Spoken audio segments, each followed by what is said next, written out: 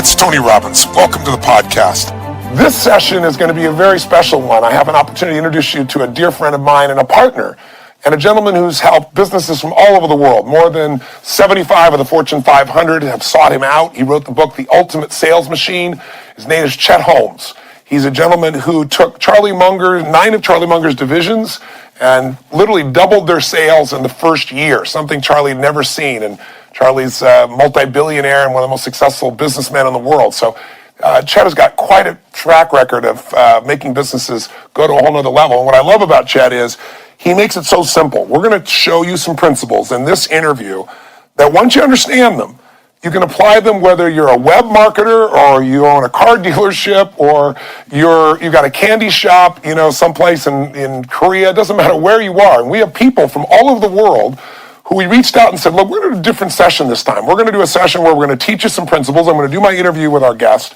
But we want to really troubleshoot your business a little bit. So tell us what your challenges are, and let's let him see if he can give you some answers to that. So it's amazing. We got responses literally from all over the world through the web, and we're going to address those in this session. So it'll be a kind of a little workshop at the end of what's the problem, what's the solution? How can we use some of the principles that we talked about here?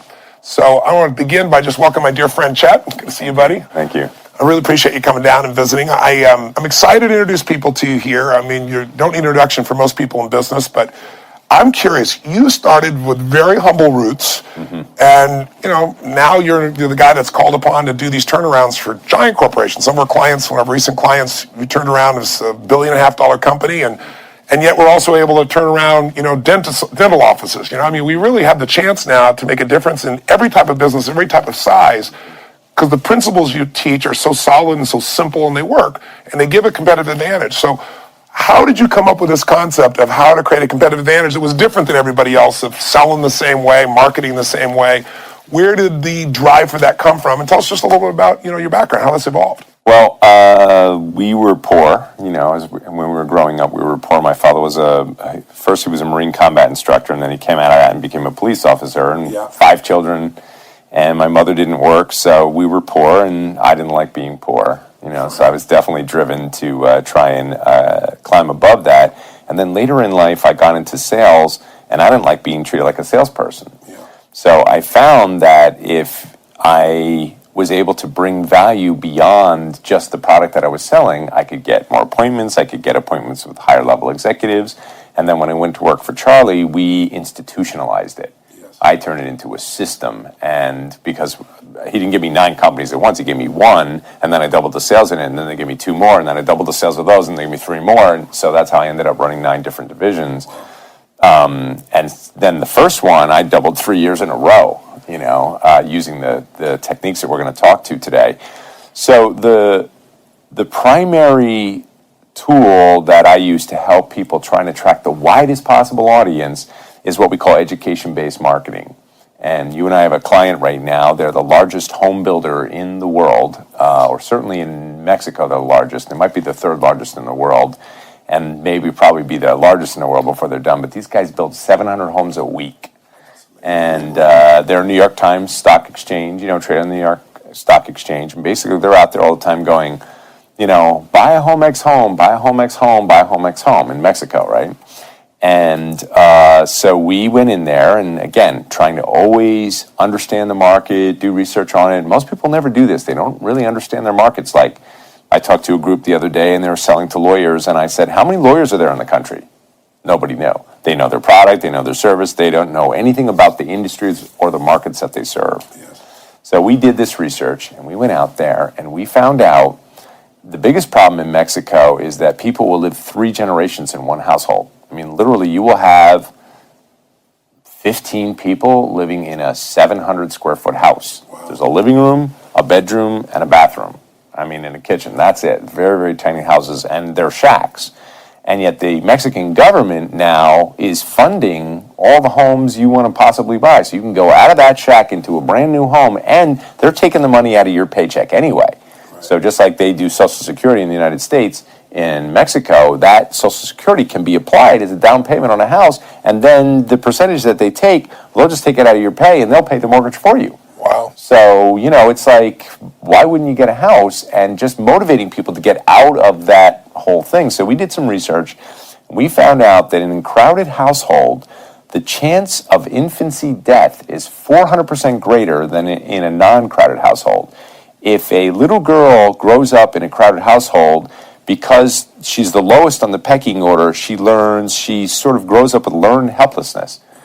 Boys who grow up in a crowded household are twice as likely to be a failure in life, twice as likely to be an alcoholic. Females who grow up in crowded households are twice as likely to get pregnant younger. So this is data. So we took some of this data, and where their ads used to say, buy Homex home, we're Homex, we build homes, buy a Homex home. And their agency at the time just said to us basically, look, the advertising is not really, going to pull response. I mean, people are going to buy a house whether they want to or not. You can't really motivate people to buy a house. We're just, fundamentally just branding. And I don't buy that for a second, by the way. I do not believe that if you're advertising, you should be pulling response. And it's a waste of money otherwise. Like, while I'm branding, let me pull some response. So we started running the ads, and we started saying, did you know the chance of infancy death in a crowded household is 400% greater? Did you know that blah, blah, blah, blah? And then, we set up the whole stage, and the first week that the ads ran, the month prior, they pulled 7 phone calls.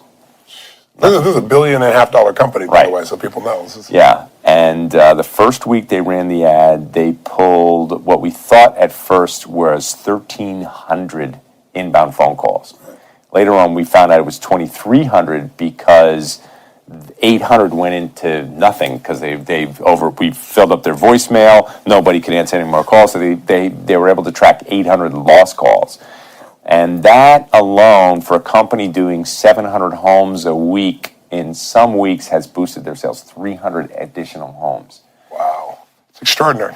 And this is the value of education marketing. It's knowing what your audience really needs to know in order to get them to understand what they need to do, fulfilling the need after you've established what the real problem is. And I've watched you do this again and again in just any kind of industry you can imagine. Let's say I have a little restaurant. Was one of the type of people that wrote into us. And I'm in my restaurant, and right now the economy's tightened. People are spending more time at home. They're eating less at the restaurants. I've got great food. I got a great restaurant. I got great service, but I can't keep the restaurant full. I'm advertising. I'm spending more dollars on advertising than before. People are just not coming in. And there are people right now like that are closing up. Take that case, what would you do with this? I know one of your strategies that you teach. Okay, so we teach a concept, it's called the best buyer strategy. And so you probably eat out, 5 nights a week. Sometimes it's 7 nights a week for me because I'm traveling all the time. Sure. So actually that's a good story because I can give you a case in point. There's this little gourmet restaurant in a motel in our neighborhood. And so I never even noticed it. It's like Ricky's Bar and Restaurant, it says, in a red neon thing. And it's in a motel. So it's not like I'm stopping in there, But some neighbor of ours takes us there one night, and that's like, oh my God, the food is fantastic. It's really great.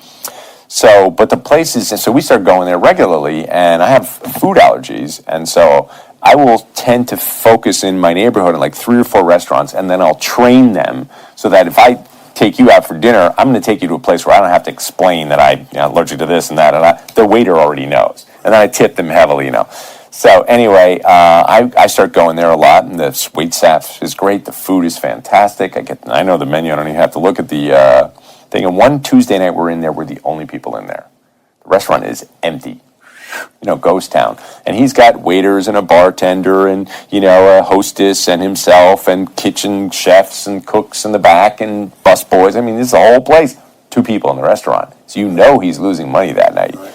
So I, nudge him over, and he comes over to me, and I go, how'd you like to sell at this restaurant? And it was like literally every table in the place full. And he goes, that's impossible. He doesn't say that, but you see it on his face. Right. And I go, I only have one condition. He says, what's that? I said, I'll show you how to sell at this restaurant, but my condition is I always get a table. Because I don't want to sell this. It's now become one of my favorite restaurants. So At this point, he's thinking you're crazy. Like, you're in an empty restaurant, so no problem, right? Yeah, sure. Okay, fine. So this is what we call best buyer strategy. Who's your best buyer? And for those people, you want to do something special because they're a best buyer. So I had to talk him into this. I said, look, I've been coming here. Last week we came here 7 days in a row, just as it worked out. And 3 or 4 of those days, I brought other people. And my bill was $200 and $500 and $700. I said, what do you think I've spent in this restaurant in the last 6 months since I've been coming in here? She goes, I don't know. I said, maybe $10,000. I said, how many of your diners that are coming in here spent $10,000? He goes, not a lot. And I go, well, wouldn't you like to have just those kind of buyers in here? He goes, yeah, well, how do I get them? And I said, well, we use a thing called the best neighborhood strategy. And people live in better, in the big houses in the best neighborhoods. They're probably out spending more money because money's a lesser issue than convenience. That's what it is for me. I eat out because it's convenient. You know what I mean? I don't have the time to cook and prepare and this and that. So I said, would you buy a dinner for people just to prove to them how good your restaurant is? He goes, and especially if they're going to be like me, where they're going to eat out a lot and spend a lot of money and, buy the most expensive things on the menu, whatever the heck they want, bring friends in, entertain. He goes, heck yes, I'd buy them a dinner in a second. So a little direct mail tip, by the way, the number one open thing in direct mail, let's say you come home, you got all your bills, and there's a greeting card. Right. What are you going to open first? Right. You're going to go right to the greeting card. So I said, send a greeting card. So we had this really nice invitation put together, and it said, you're invited on the front of the thing, and it looked like a wedding invitation. It was beautiful, white, it's nice, expensive. And you open it up, and it says, because of who you are, and because we think you're the kind of discerning client that we'd like to attract, we are willing to buy you dinner in our restaurant just to prove how fantastic it is. We have a 5-star gourmet restaurant. We're 5 minutes from your house, which we know because we can target the neighborhood we want, and we would like to buy you dinner. Now, when you come in, use this exact invitation because you're special and we want to treat you special. So now the guy comes in with the thing, and they know he lives in a mansion down the street, so they're going to treat him extra special. So he does the mailer, and the first place he does it, I said, do my neighborhood, because 54 houses around a golf course. I said, do it to my neighborhood, So I get it at home, and I'm like, So I stop in, and I go, so how did it work? He goes, it didn't really work. And I go, really? And I go, nobody responded? He said, well, no, 6 people have come in so far. And I go, when was the last time you heard a direct mail piece pulling a 12% response rate? Send more invitations, So anyway, then I guess it's about 4 or 5 months later. It's a Tuesday night, and he keeps sending these, and he starts to get the hang of it, and he's working the people over, and he's doing strategic selling where, first time at the restaurant, oh, let me tell you about this, a gourmet, 5-star, organic food, this and that, blah, blah, blah. And so when he's all finished, I come back about 6 months later one day, and I come in, it's a Tuesday night, totally sold out. Right. No tables. Right. So I go like this at the guy, I go, where's my table? Where's my table? He's ready to move one to get you in there at this Well, stage. they took one out of the kitchen, and they put a nice white tablecloth on it, put it over in the corner, and my wife and I sat down and had dinner. What's so beautiful about this strategy is it doesn't cost a lot of money. It's really more people getting clear, who is my ideal customer in this market or any market, targeting those people and going and communicating ongoingly. Now, if you already have a customer, the most expensive thing we all have in business, for most businesses, is the cost to get your customer, to get a client.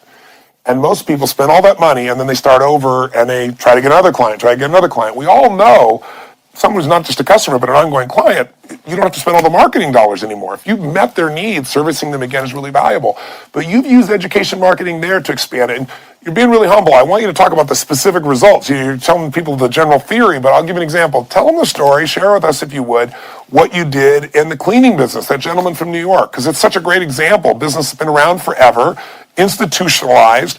I mean, hundreds of millions of dollars in business, whatever the size the business was, been around for X number of years. Share that story, because the beauty of that was you took customers they already had, right, and through education marketing, right, doubled the sales. That is a very good example, actually. Well, of course, this fellow sees me. He's one of the largest if not the single largest carpet cleaning company in the country. But even so, that's not a big business, because most carpet cleaning companies are 2 guys in a truck. Right. So this guy might have 30 trucks and he serves 3 states. I mean, right. So for carpet cleaning, he's a monster. He's right. Huge. And he comes to me to ask me to help him get more clients. And like you just pointed out, I said, well, how often do your current clients buy? And he says, well, they buy about once every 3 years.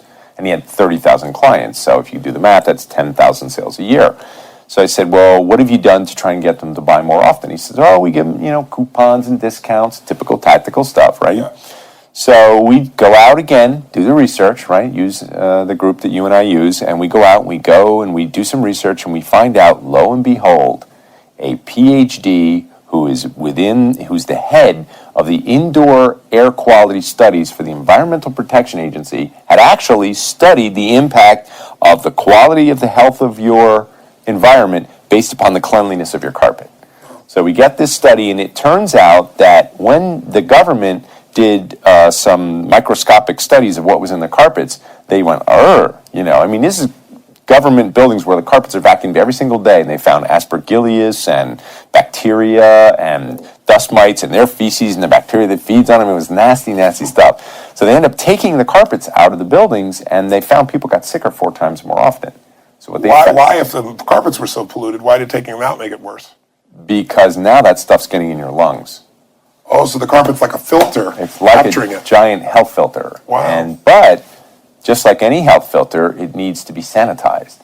And so even if you're vacuuming it every day, that's not killing germs and bacteria. And if you look at the professional cleaners, they come in with that boiling hot steam and the proper, chemicals, and they just disinfect the whole house. So we came up with this idea. It was called the Gold Service. And at first it was called Gold Member Service, and then Austin Powers came out with that movie, and I thought, okay, let's get away from Gold Member. And we just went to Gold Service. And so then you'd call in and you want to get your carpets cleaned. You go, yes, ma'am, no problem. Give me your Gold Service number. You say, my Gold Service number. You say, oh, aren't you a Gold Service member? And she'd go, well, no. Oh, okay, well, it turns out, and they would do that little education about the government and, how they studied and, and how your carpet should be cleaned about every 6 months. And so if you're a Gold Service member... If you clean every 6 months, all these problems go away. Yeah, plus we'll give you a discount. Because, again, if he can get his people buying twice as much, Right. So, again, that leads to the part 3 of our discussion today, the whole systemization, because I come up with the idea, we call it the Gold Service. He loves the idea. The guy hears it, he goes, that's a great, oh my God, that's fantastic. Oh, he just thinks that's great. He thinks everybody's going to buy this. That you can't, if you get a discount and you only have to agree to clean your house twice a year, that's not a big commitment. Yeah. And if you know that you really should because it's nasty stuff in your carpet. So we just all thought everybody's going to buy this. Right. So we go out, and then I'm going to tell you guys, you're going to hear some of these ideas, and the first thing people do, the biggest mistake they make, is they go and they change everything in their company all at once, and their sales go down. Because when you're introducing something new, you have to do it in a very controlled and a very tested way. So you prove it, figure out how it works. Yeah, exactly. Figure it out before you go having everybody do it, and everybody doing something different all at the same time, and it's all different, and you don't even know what the rules are. You're going to actually have a lower degree of results. So that's where I've seen some of these ideas fail, is that the boss goes, oh, we're going to switch everybody over to this. No. Let's take one guy, So we take their top producer, and he does the service for a week. He tries it. And I get back on the phone with him a week later, and the whole company's listening, the CEO's listening, and I go, so how did it go? He says, it didn't work. I go, it didn't work? And we were all psyched for this, He goes, no, it didn't work. And I go, well, how many people did you offer it to? He said, I offered it to 10 people. So first of all, I'm thinking, not a big enough number, let's test a bigger number. And I said, and nobody bought it? He goes, well, 2 people bought it. But 8 people said no. So, to him, that's a failure, but let's do the math. This guy has 30,000 clients. He gets 10,000 buying a year. If he got just 20% of them buying that Gold Service, cleaning twice a year, that's 6,000 extra sales a year, and he's only doing 10,000 now. Because his business by 60% overnight. Yeah, but we ended up actually working on that idea for about 6 months to get it where 4 out of 10. Wow. So I'm just saying a little lesson to, if you're listening, a little bit of success can make a huge difference. You know what I mean? In this case... So what was the final increase in the business? It was 100%. Wow. 100%. Wow. And it was a great success. How old was that business? The reason I like that 100 years old. Yeah, 100, that's what I thought. It was a family business, right? So 100-year-old business. 4th generation. Yeah. 4th generation, still offering discounts. So what hopefully everyone watching is going to get out of this, what I hope everybody gets out of this is, if you do what everybody else does, you're going to get what everybody else gets. You can't, the most you can get is an incremental improvement in your business if you offer the discounts or you throw out your auto ad and it says, this weekend, buy now, special sale. But if you can get inside the mind of your consumer and figure out what they need, you can motivate them to buy, and you can also get people to want to buy that never bought before, or get your ideal client and figure out how to motivate them to buy. But as you said, you've got to systematize it, not once or twice. You got to keep going at it. The biggest challenge that most people have in their business is they try something and they don't extrapolate. Well, God, if I change one thing, I can change the result 100%. I got to find that one little thing, and then I got to make it a system within the business itself. Let's talk a little bit about salespeople. All right. One of the great things you've done today, I go into business audiences, and because of the web and because of the mentality of how so many people market today, many people think salespeople are, they're an expense, they're too hard to manage, my business doesn't need it.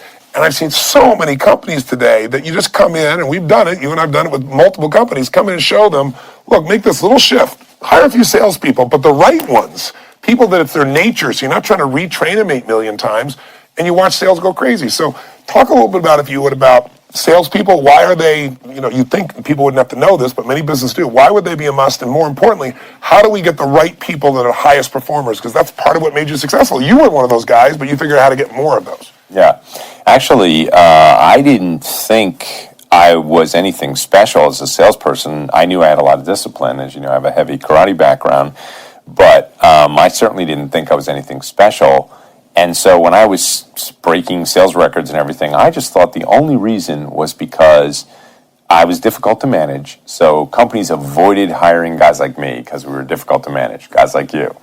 And so fundamentally, I'm like, well, when I get in a position of authority, I'm going to hire nothing but guys who love to cold call in the morning.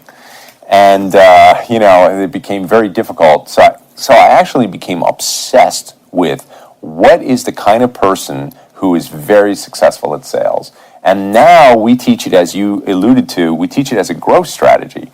Is that if you can put people with serious horsepower into your company, it doesn't even matter what kind of company, how small you are, and there's a bunch of them that you and I are going to give as an example, that, it's just like I had a guy, a graphic designer, and he had a business, and he's a graphic designer. So he didn't ever think about, what he would do with this business, except he would go out and chase business, and when he got a client, he'd go and work on their deal, and then they would finish, and now we'd have to go get another client.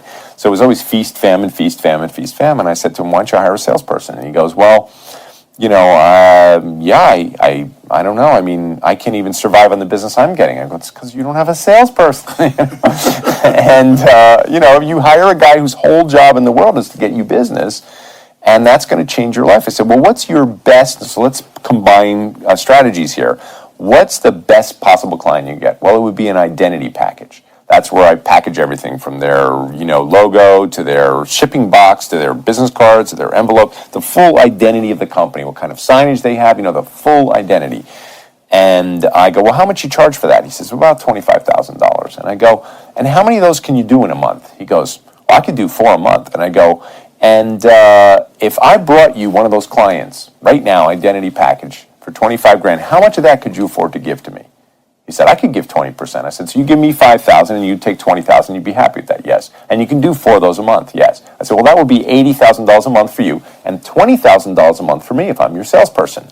And he goes, well, I've never done $80,000 in a month. And I go, okay, well, so then you're willing to pay me $20,000 a month if you make $80,000 a month, right? Right. Okay, great. Put that in your ad and let's see what kind of a person you pull. Yes. And so we teach this strategy because here's one of the key ingredients is that top producers have that psychological profile at any age. And then we've designed all these techniques just to find them. Yeah. So here's one of the techniques, and you'll appreciate this and you'll get it right away, is that what we do is we reject the candidates in the first 30 seconds of any conversation. And so let's say that I'm trying to find you top producers, and I say to you, okay, Tony, here's what I want you to do. Have one of your people set me up to screen 10 people from 5 to 6 o'clock on Monday night. And you say to me, you're going to interview 10 people in an hour? No, I'm going to decide who I want to interview. Okay, so you set up to 10 people, and you and I get on the phone together, and I've done this 100 times. And then I dial out, and I bring the first guy in. So the first guy comes in, he's just on the phone. I say, okay, Bill, and you're listening. And I go, okay, Bill, look, we got 55 candidates for this job. Tell me why we want to interview you. So Bill goes, well, can you tell me a little bit more about the job? And I go, you know what, Bill, that's a long conversation, And one of the key lines we put in every ad, it says, don't even call. You'll see my ads running everywhere, right? Because I've been teaching this for years, but it says, don't even call unless you're the best. So, and can prove it or something like that. And so I'll say, Bill, the ad said, don't even call unless you're the best. So we're determining right now who we even want to interview. Why do we want to interview you? And 9 out of 10, this is what you get. You'll get, well, let's see, I like sales, and I like people, and my mom says I'm real good at it. And I believe if I really believe in your product, I can sell it. And no matter what the guy says, here's what we'll say. We'll go, I'm really not hearing top producer. And you hear this silence. And 9 out of 10 will go like this. They'll go, you're not? And I'll go, no. Complete conviction that you are not a top producer. And the guy goes, well, okay. All right, well, thanks for your time. No problem. Bye. Click, off the phone. And that's how fast it is. Now, what happens when you get a top producer is you can't convince them they're not a top producer. Right. I just saved that guy 2 years of misery, because if I interviewed him in a loving and supportive environment, just like all people interview today, HR friendly, no offense to the HR people listening out there who hate me for this stuff. But, it's what happens is it shows you right away how the person responds when rejected. And let me ask you a question. Is sales a loving and supportive environment? No. Or is it fraught with tremendous rejection on a regular basis? Right. So I had one guy say to me, I go like this, I'm really not hearing top producer. And the guy says, well, maybe you're deaf. And he starts, and then he starts saying, because the last job I went into, he said, I was the new guy, and after 8 months, I started passing people who've been there for 8 years, and the job before that, I broke every record. I'm like, that's what I'm looking for. He's selling. I'm pushing him away, and he's pushing harder back. And that's psychological profile. Now, here's the thing. The real key, and again, you can't discriminate by age, so one of our key lines in our ads all say, young or old, if you have the stuff, we'll know. Now, usually that pulls me that 19-year-old Tony Robbins Jr., and he believes in himself. Even though he hasn't proven anything, doesn't have the track record yet, and maybe he was a three-bagger. Wayne Dyer calls it the three-bagger. I don't know if you heard this, right? In the grocery store, he's the guy with, the other guy's only filling up one bag of groceries, the bagger, and this guy's got 3 bags, and nobody told him to do that. It's not the standard. Nobody else. It's his nature. It's his drive. Who he is. Yeah. And so I'm like a radar for those people. I'm looking for them all the time because, our companies hire 15 to 45 people a week. That's how fast we're growing right now. And it's because these strategies are really, helping people and really making a difference.